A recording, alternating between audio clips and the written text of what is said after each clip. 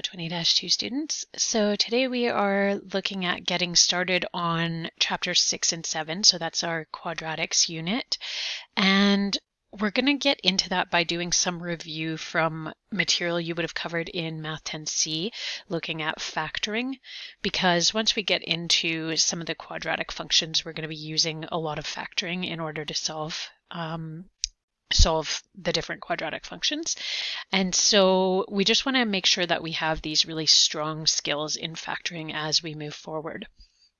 So factoring, if you remember, is kind of like the reverse of multiplication. So it's basically like where you're trying to pull out what are all the things that would multiply together to make the number or the term that you have. And then we want to kind of break that down into its simplest form. So one of the ways that we can do this is using factoring trees, which is basically where you just start by, if you have a value, like let's say if I have 12, I can break that down. I want to think like, what numbers do I know that multiply to make 12? Well, I know that you could choose 6 and 2, or you could choose 4 and 3. I'm going to do 4 and 3. And then you would look at those values that you have at the end of your, kind of tree branches, we could call it, and think whether you can break that down any more. Now, if like 3, we could say it's 3 times 1, but if it's a number multiplied by 1, don't break it down any further. But like, for example, for 4, we could do 4 times 1, but we could also do 2 times 2. So that's a non-1 value. And so we can finish our factoring tree by putting in 2 and 2, the two values that multiply to make 4. And 2, there's nothing we can break it down to that isn't a multiple of 1, right? So now we would say the factors, like the simplest factors of 12, are 2 and 2 and 3.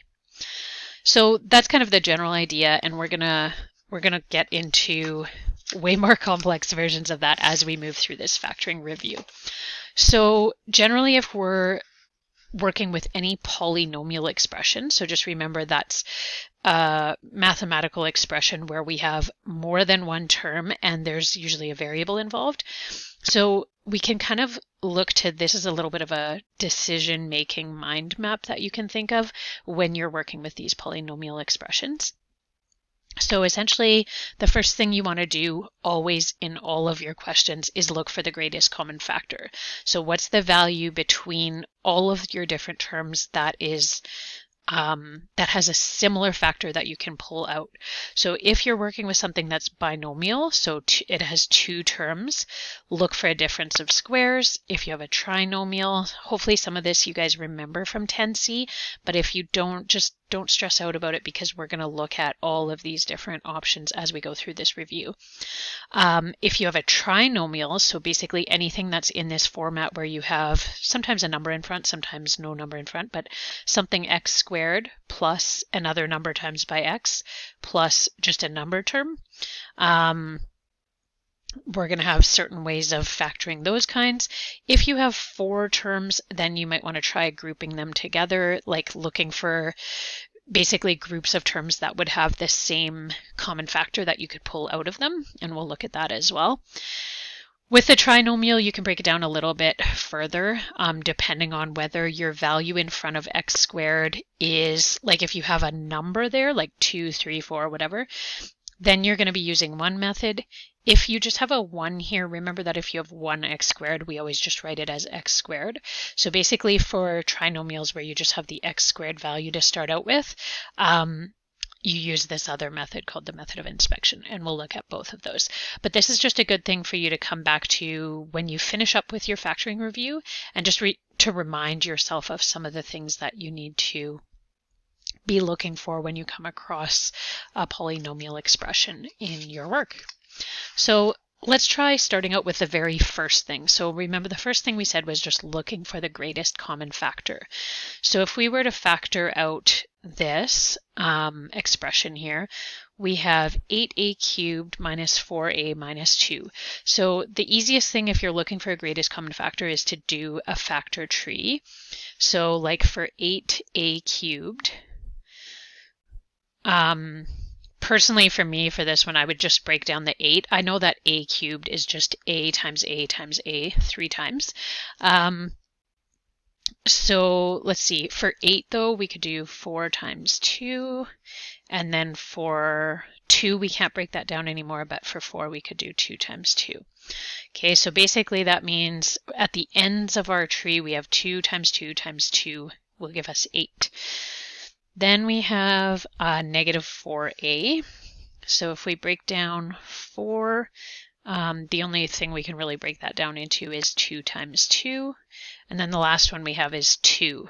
And so, again, we wouldn't really break that down anymore if 2 is kind of like its own factor because it would be 2 times 1.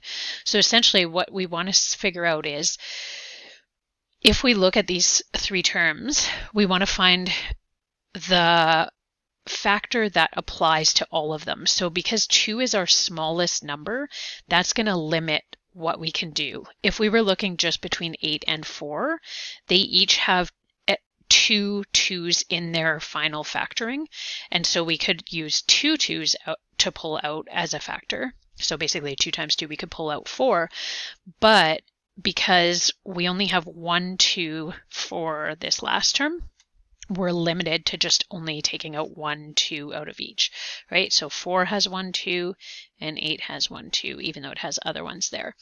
So basically what we do now is we would just look and, sorry, that was actually 4a, so I should have left that in there. So now what we would just do is say, okay, we're basically dividing 2 out of all of these terms. So we're saying this divided by 2 to write our factored version. And because we're dividing it out, we need to show that in our final expression. So we're going to say, okay, we have 2 on the outside, and that would leave us with, for the 8, we still have this 2 times 2 at the bottom of the factor tree, so that's 4. And then the a cubed stays there. For our 4a, we're dividing out 1 2, so basically 4 divided by 2 leaves us with a single 2, so it's going to be minus 2, and then the a stays there as well. And then for negative 2 here, so we can put in the negative already, we're going to have 2 divided by 2, which is just 1.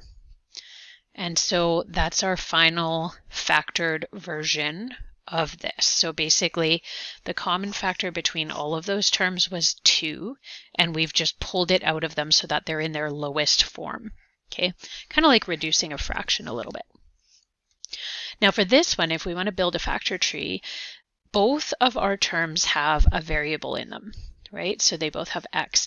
This one has x squared, and this one just has 6x. So if we were to factor these, we have 3x squared. 3, right, it only factors down to like 1 times 3. X squared breaks down into x times by x. And then 6x is going to break down into 3 times by 2. And I mean, if we wanted to, we could do times by x, right? Whereas this one is 3 times by x times by x. So if we want to pull out what's the same in the ends of these factor trees, well, they both have 3. And they both have 1x, right? This second x we can't use because there's not a second x in this one. And this 2 we can't use because there's no 2 here.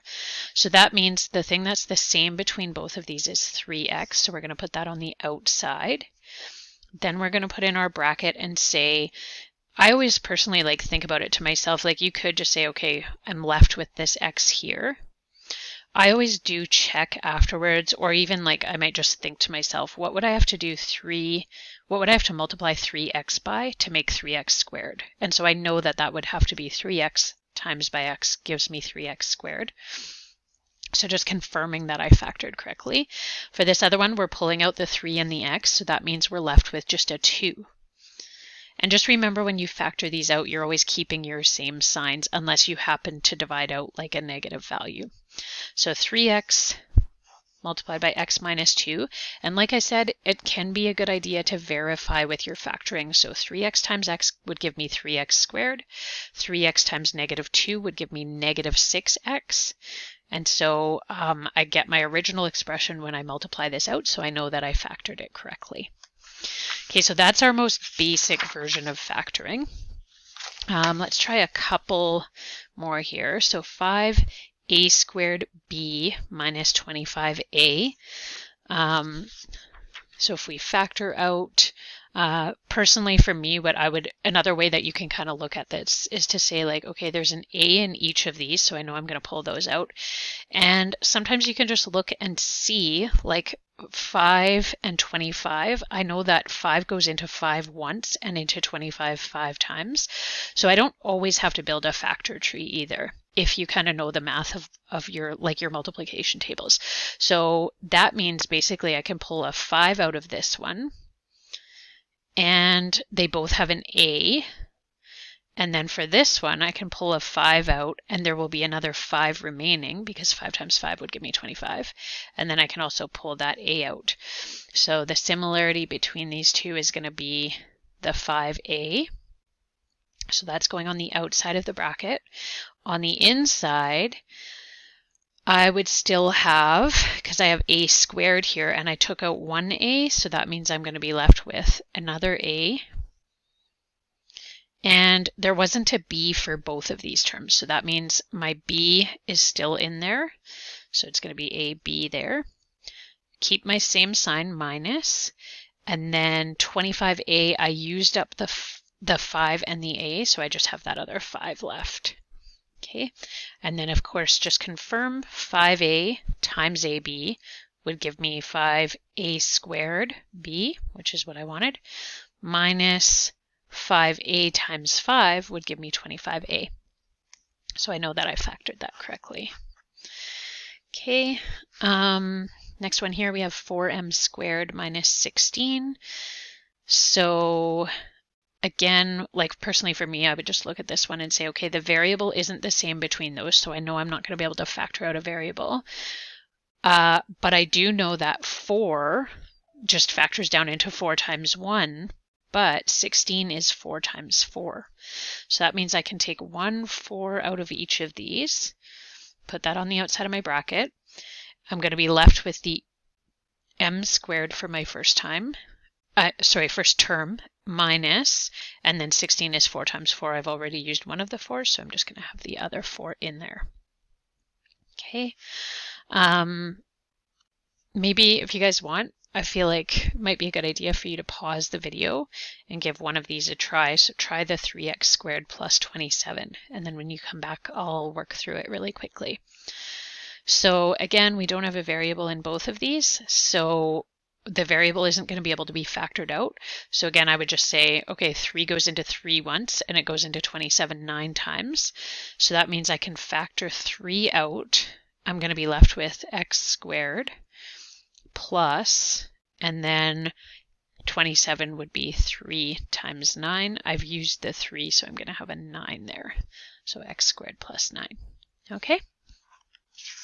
All right, now we're going to get into, so like we mentioned on the first page, the first thing you do is look for the greatest common factor.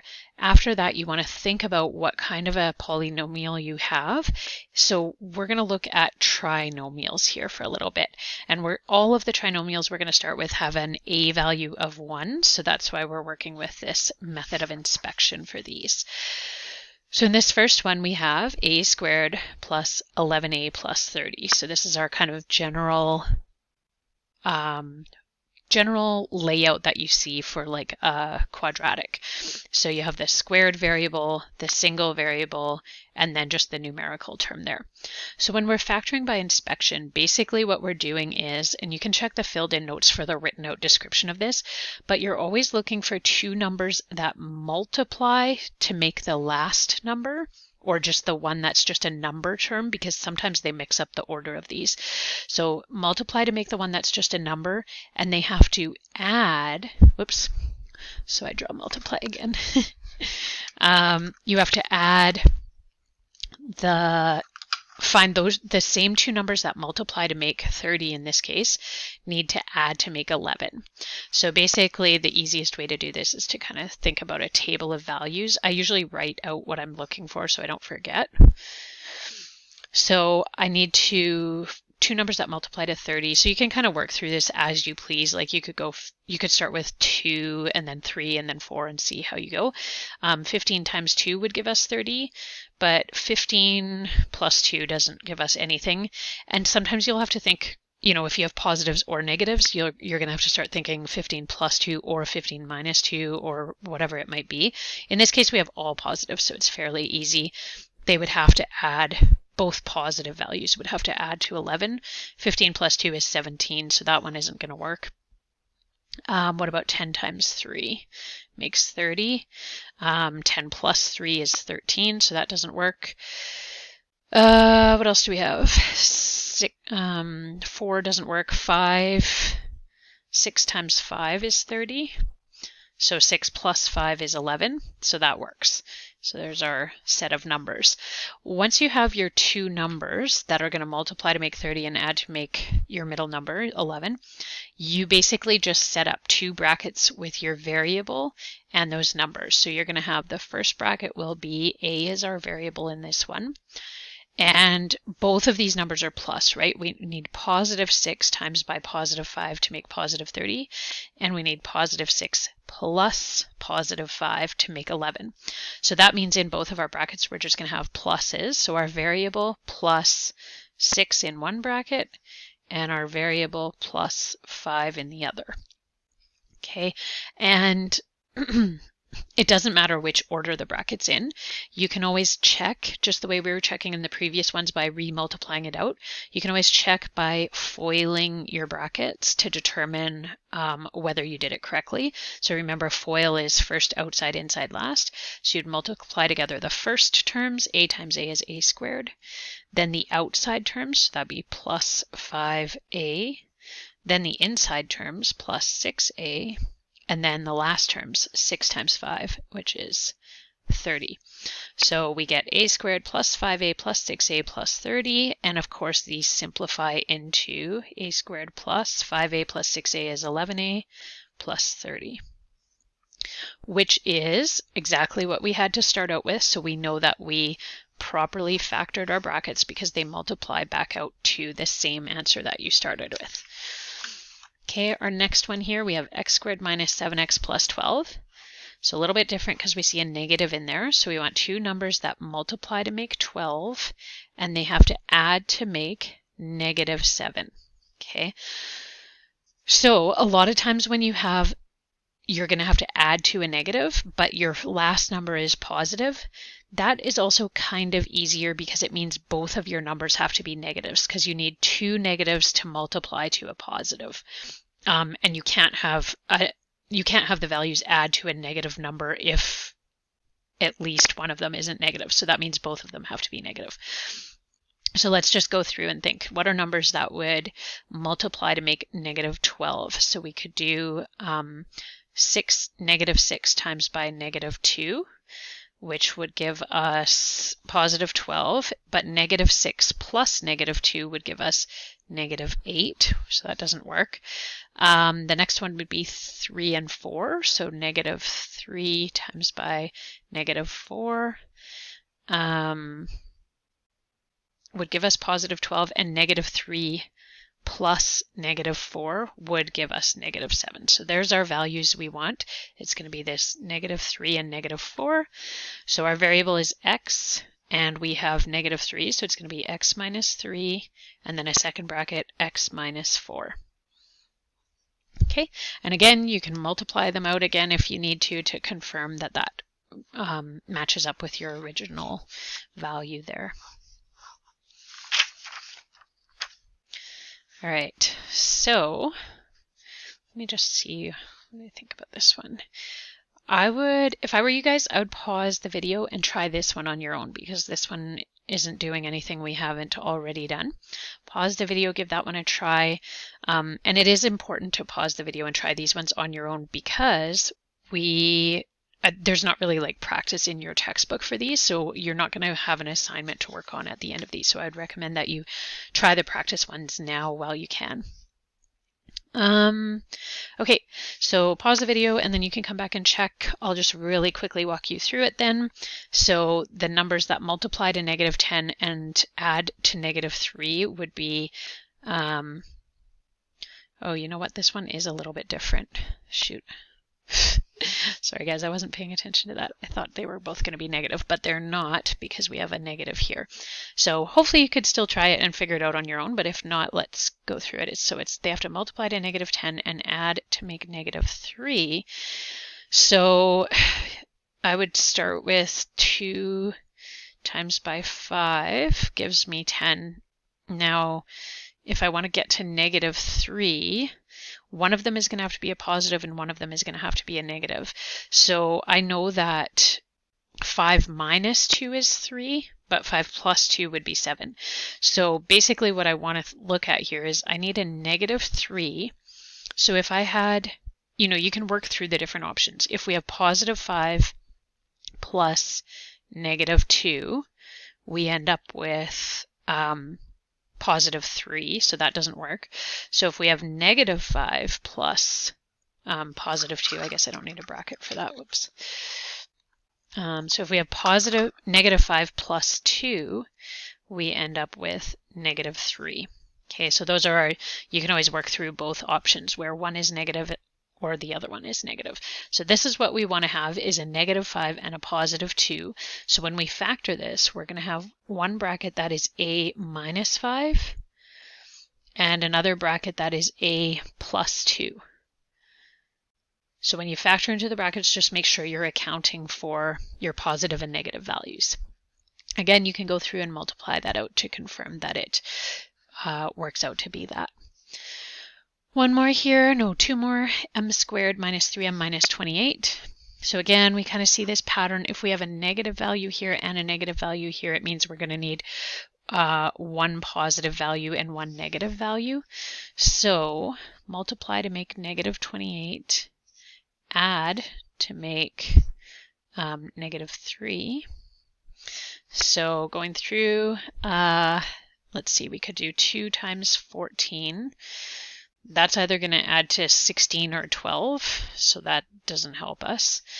We could do 3 times by, no, 3 isn't a factor for 28. What about 4? 4 times 7 is 28, and 4 plus 7 would give us 11, and 4 minus 7 would give us, or 7 minus 4 we could say would give us 3. And so that's what we wanted, was a 3. So now all we need to do is figure out which one needs to be positive and which one needs to be negative to get to 3. We're at -3, so that means if we have -7 plus 4, we would be at -3, which is what we want. Okay, if we did +7 plus -4, we would end up with 7 minus 4, which would be +3. So we don't want that one. So now we just set up our brackets, m minus 7, and then m plus 4. Okay. Let's see here. X squared minus 2x plus 1. So I think this seems pretty easy. We need something that multiplies to make 1, which is just 1. 1 times 1. We need it to add to -2, so that's pretty obvious. If it's going to be +1, we need -1 plus -1. And so that means we can just factor it into our brackets, x minus 1, and it's x minus 1 again. So just be aware if you end up factoring and you find that you get the same thing in both brackets, you should always simplify it, which is to write it as x minus 1 in the brackets and just square it instead of having the two brackets written out there. So that'd be our best way of writing the final answer. Okay? All right, now we're getting into some that are a little bit more complex. So with these ones, if you go back to this first page here of your notes, if we have a trinomial and there's a number value, so a is not equal to 1, so it's going to be like something, it could be like 0.5, it could be a half or something like that, or it could be like 5 or whatever, any other number than 1. If you end up with that, then you're going to be using either the method of decomposition or the swing method. I don't know why I didn't put that in that box. I think the method of decomposition is more commonly taught in Math 10C. Personally, I prefer the swing method, so I'll show you both, but personally for me, I find the swing method is a lot easier. Okay, so in this trinomial, the first thing we notice is that we have a number value here. So if we were doing inspection, we were looking for numbers that multiply to make 2 and add to make 7, we wouldn't be accounting for the fact that we have this 5 out front here that needs to be taken into account. With this swing method, basically what you do is you kind of, I think this is why it was called that, you kind of swing the 5 over to the 2 and multiply them together. So your first step with the swing method is to take your A value and multiply it by your C value. So we're going to end up with x squared plus 7x. So basically we get rid of it here. This stays the same. And then we do 2 times by that 5 that we took away. So that would give us plus 10. So x squared plus 7x plus 10. Now we can just use our method of inspection that we've been using up until now. So we want two numbers that multiply to 10 and add to 7. So multiply to 10, add to 7. So 5 times 2 gives us 10, and 5 plus 2 gives us 7. Nice and easy. So that means we factor it into x plus 5, x plus 2. And once we have that, then we can, we need to account for the fact that we multiplied this 5 over. So for our last two terms that we factored, we need to divide the 5 back out of it so that we're not changing the number value of the expression. So 5 divided by 5 gives us 1. So x plus, sorry, I almost wrote a 5 there again. X plus 5 divided by 5 is 1. So if, when you have this division, if it gives you a whole number, you just do the division and keep it as it is. For our second bracket, 2 divided by 5 doesn't give us a whole number. So for that one, what we want to do then is move the 5 up in front of our x. So we're going to have 5x. And then we just have the plus 2 just stays the same. Okay. So now if I were to multiply this out again, I would get x times 5x is 5x squared. X times by 2 is plus 2x.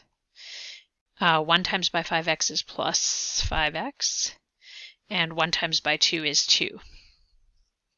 So if I add that together, 5x squared plus 7x plus 2, which is what we had up here. So that I know that I did that one correctly, so that was good.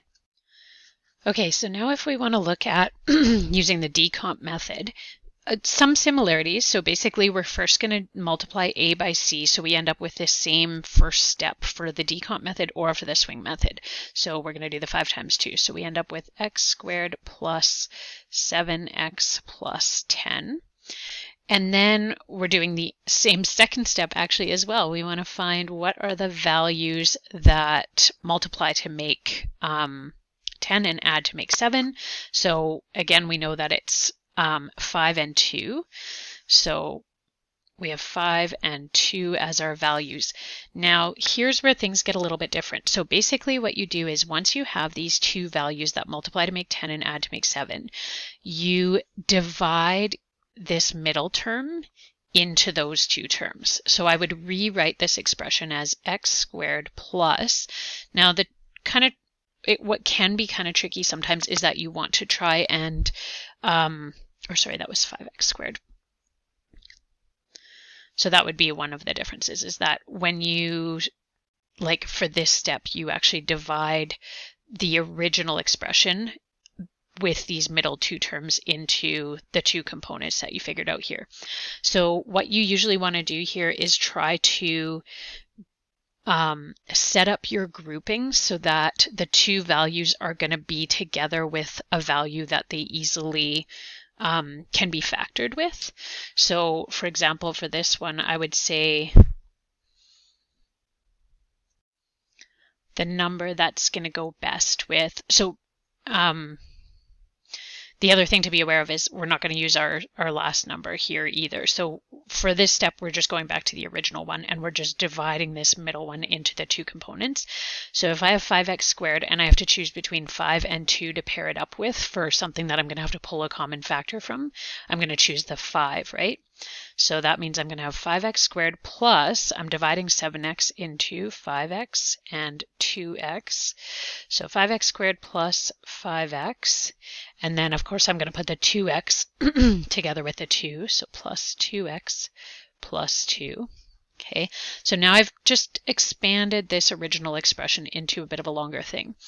Now what I want to do is basically pull, if I group these two together, and these two together, I want to pull out the common factor of each bracket. So kind of like we did at the beginning of this lesson.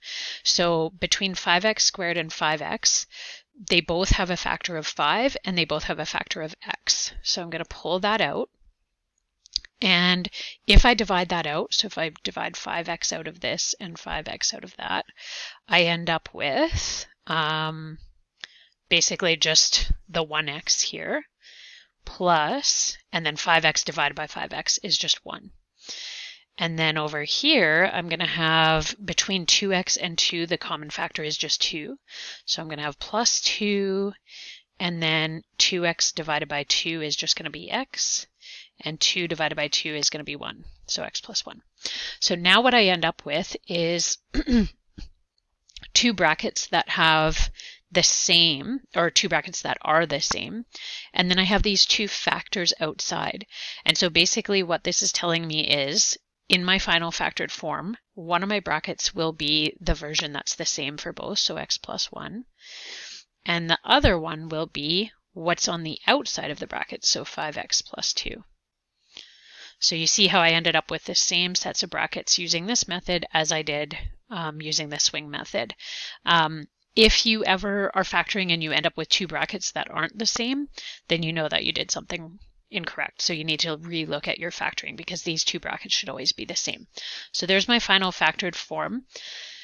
Depending on what you got taught in 10C, like this might be kind of coming back to you, even though I'm maybe not the best at describing it, but so this might be kind of coming back to you. Maybe you're more comfortable with this. Maybe you remember this.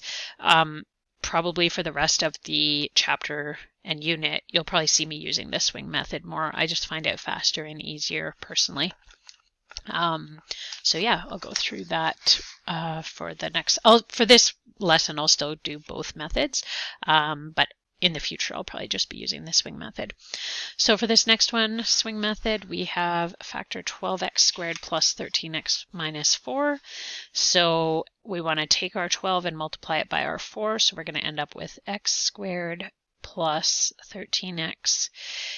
And then 12 times by negative 4 gives us negative 48. So we want two numbers that multiply to make 48 and add to make 13. Oh, sorry. Multiply to make negative 48 and add to make 13. So let's see, what could we have there? 2 times 24. So 2 times 24, but of course, you know, that would be 26 or 22, so that's not going to work for the addition component. What about 3 times by 16? And so that would be either 19 or 13, so there we go. The way that it would add to 13 would be if our 3 was taken off. Let's see, so we're at positive 13, so if we had positive 16 minus 3, so we need 16 and negative 3 would be our two numbers. So if we put that into brackets, x plus 16 and x minus 3 would be our values there. And then we just have to factor in that value that we multiplied out to begin with. So 12 and 12. Now with this one, we end up with, both of them are going to be fractions. So actually what we want to do here to start out with is work at reducing those before we look at doing our swing method, right, where we move things around. So 16 over 12 is going to be reduced to, the common factor for both of those would be 4. So basically 12 divided by 4 and 16 divided by 4. So it's going to be x plus 16 divided by 4 is 4, 12 divided by 4 is 3, so x plus 4/3. And in our other bracket, the common factor between these is 3, so we would divide both of them by 3. 3 divided by 3 is 1, and 12 divided by 3 is 4. So there's our two fractions. Now again, like I said, we don't want to end up with fractions in our brackets, and so because both of these actually end up being fraction, we're going to bump our denominator for our fraction over in front of our x values for both brackets in this case. So we're going to have 3x, and this is kind of another part of, we're always swinging things over in this method, right? That's why it's called that. So 3x plus 4, and then for this one it's going to be 4x minus 1. Okay, and again, you can multiply that all out and you should end up with this expression up there. Now, if you wanted to do the decomp method, I'll walk you through it. If you don't want to do it, you know, you can always skip the video forward a few seconds to see the last example, because there's one more on the back side, I believe, of this. Yep. Okay, so for the decomp method, again, same thing. We multiply our 12 by our 4, so we end up with, let's see, x squared plus 13x minus 48. I'm just going to skip through this first part. Okay, so our first part is getting that 48. And then our second part would be finding the two numbers. So that's 16 and -3, which we already found. So now this is where our two methods deviate from each other. We have our numbers. Now we want to break down our original expression by splitting our middle term into these two components. So we have 12x squared. And we're splitting up 13 into positive 16 and -3. So we just want to think about which one of these numbers is going to go better with 12 if we're trying to factor, and which one will go better with 4. So let's see, 3, we don't want to put the 3 with the 4, right? Those don't have a common factor, but whereas 4 and 16 do, and 3 and 12 do. So we want to make it 12x squared minus 3x plus 16x, and then minus 4. Okay, so then we go from there. Now we want to group these two terms together and pull out their common factors. So for this one, they both have 3 and x could be pulled out of them. So 3x and then bracket. So if I do 12x squared divided by 3x, I'm going to end up with 12 divided by 3 is 4. X squared divided by x is x. And then if I do the same thing over here, I'm going to have 4x minus 1. Then for this second one, the common factor between both of them is 4. Now, I just want to think about, before I put in my positive or negative here, I'm actually just going to factor out my 4. And remember, I always want my second bracket to be the same. So I'm going to factor out, but seeing the second bracket is going to help me decide whether I'm going to make this one positive or negative, because I want inside here to be 4x minus 1. So 16x divided by 4 would give me 16 divided by 4 is 4, and then x stays there. And then if I want this 4 divided by 4, negative 4 divided by positive 4 would give me -1. So that means I've divided out positive 4 for both of these. So that means I want to have positive 4 on the outside there, right? So now I know my two brackets are 3x plus 4 and 4x minus 1, which is just the same as what I had there, 3x plus 4, 4x minus 1. So same thing for both of them.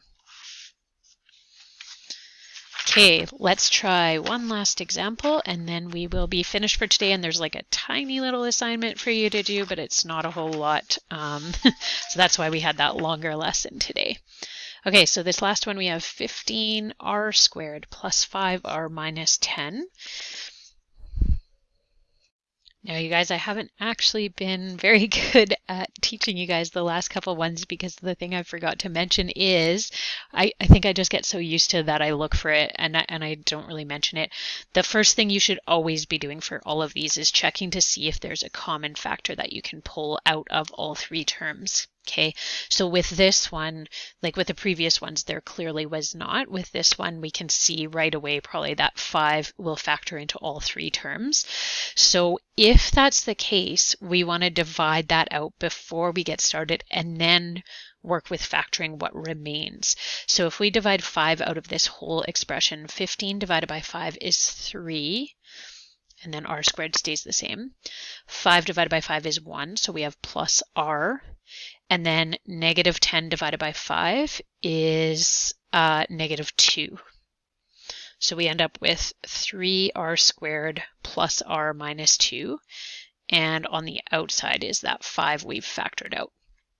So now that we have this, now we can factor what's inside of the brackets. For this one, I'm just going to do this swing method, guys. I'm not going to walk you through both again. So we have 3 times by negative 2. So we're going to have 5 bracket r squared plus r minus 2 times 3 is 6. Then we want two numbers that multiply to make negative 6 and add to make positive 1. So remember, if there's no coefficient there, it means that you have 1, and in this case, that's positive. So let's see. I feel like the obvious is going to be 2 times 3 for 6, and the difference between 2 and 3 is 1, so we just need to figure out which way that goes. So if we have positive 1 here, that means we would have to have positive 3 minus 2 to have positive 1, because if we had negative 3 plus 2, we would have negative 1. Okay, so we want these two numbers, positive 3 and negative 2. So that means we're going to have r plus 3, r minus 2. And then we want to divide out what we multiplied over here. So we took a 3 over, so we want to divide that out of our last two terms. 3 divided by 3 is 1, so we're going to have 5r plus 1. And then for this one, we end up with a fraction, 0.6 repeating, so we don't want to do that. So that means we're going to swing our 3 up in front of the r, so 3r, and then minus 2, the last term remains unchanged. So there's our final fully factored version of that particular question. Okay, so that's everything for today. Give a few of these ones here a try. That's your only work to do today, so that's kind of nice and easy. And I will see you in the next lesson where we'll do just a little bit more factoring review.